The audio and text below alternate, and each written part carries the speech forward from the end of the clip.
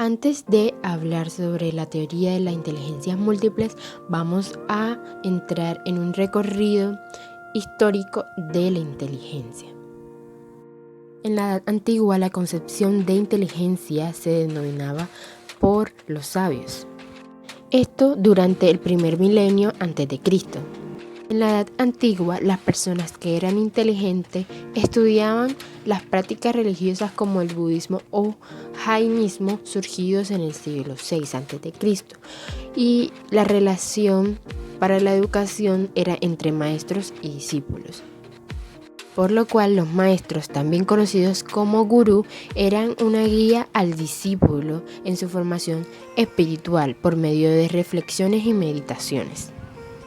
En la antigua China, con la aparición y difusión del pensamiento confuciano en el siglo VI a.C., en la dinastía Shang, la concepción de personas inteligentes o sabias eran porque habían sido estudiadas en una formación moral de combate, música y ceremonias o rituales.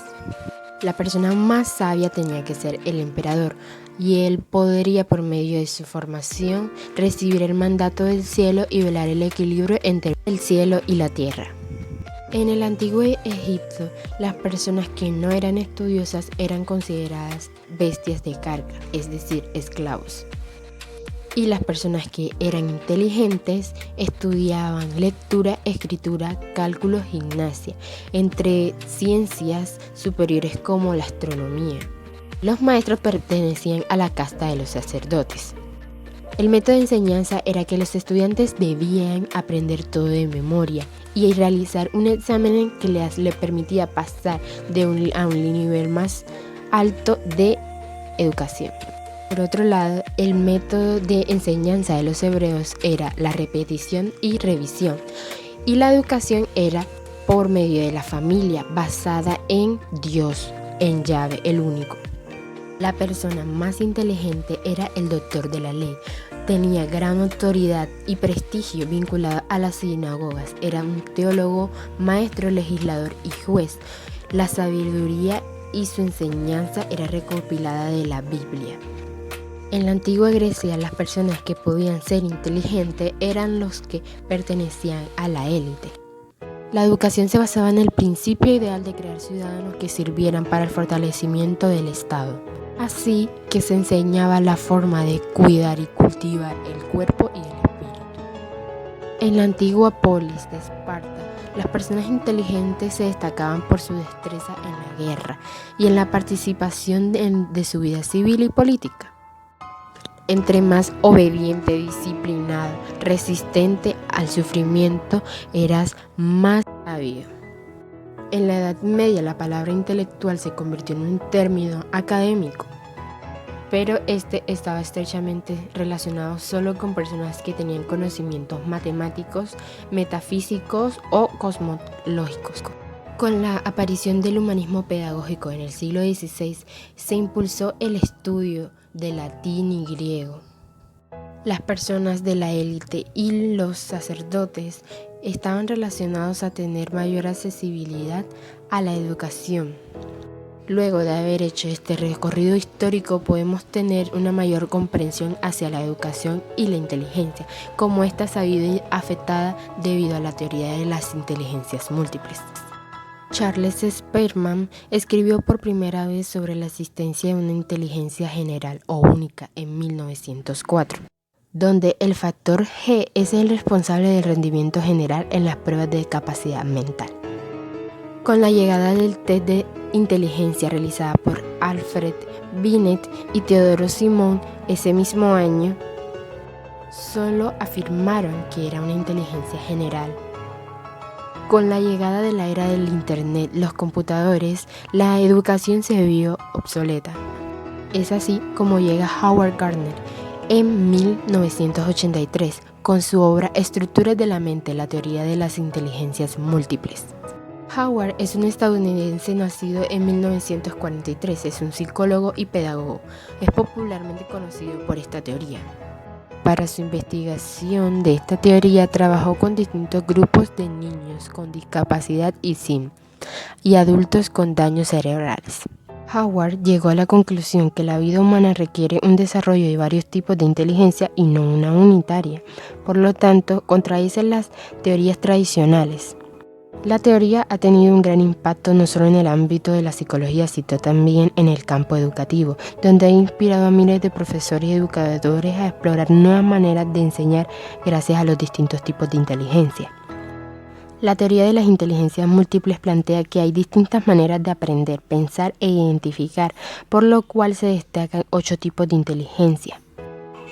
Partimos de la inteligencia lingüística, que es la capacidad de dominar el lenguaje y poder comunicarnos con los otros. Esta inteligencia no solo se limita a la comunicación oral, sino a otras formas de comunicarse, como la escritura y la gestualidad. Profesiones que destacan este tipo de inteligencia son políticos, escritores, poetas, periodistas y actores. Segundo, inteligencia lógico-matemática. Durante décadas se suponía que el concepto de inteligencia partía de las personas que se vinculaban con la capacidad de razonamiento lógico, resolución de problemas matemáticos y la rapidez para resolver este tipo de problemas. Famosos test de coeficiente intelectual se fundamentan en este tipo de inteligencia. Tercero, la inteligencia espacial es la habilidad de observar el mundo y los objetos desde diferentes perspectivas. Las personas que poseen esta inteligencia suelen tener la capacidad de idear imágenes mentales, dibujar y detectar detalles, además de un sentido personal por la estética.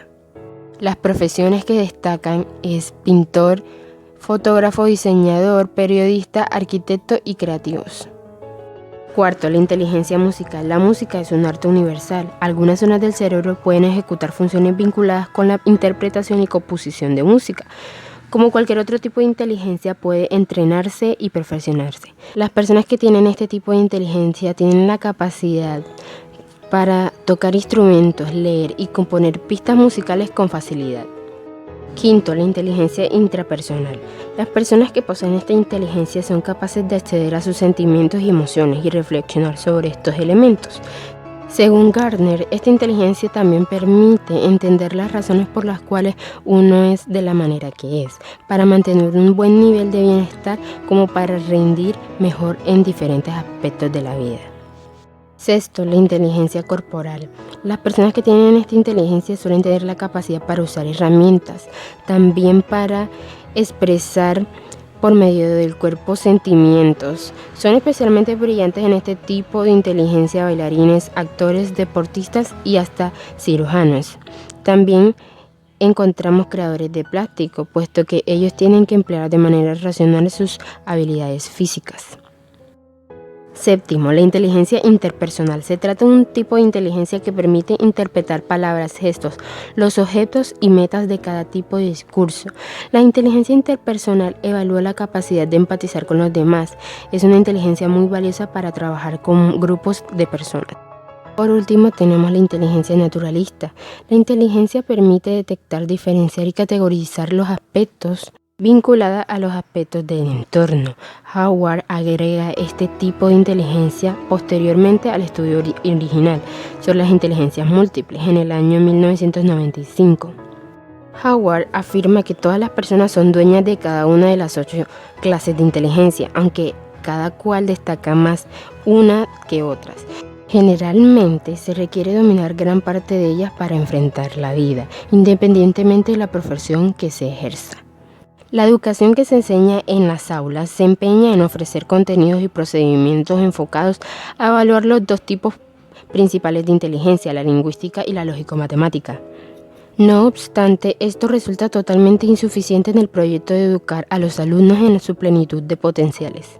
La necesidad del cambio en el paradigma educativo fue llevado a debate gracias a la teoría de las inteligencias múltiples propuesta por Howard Gardner.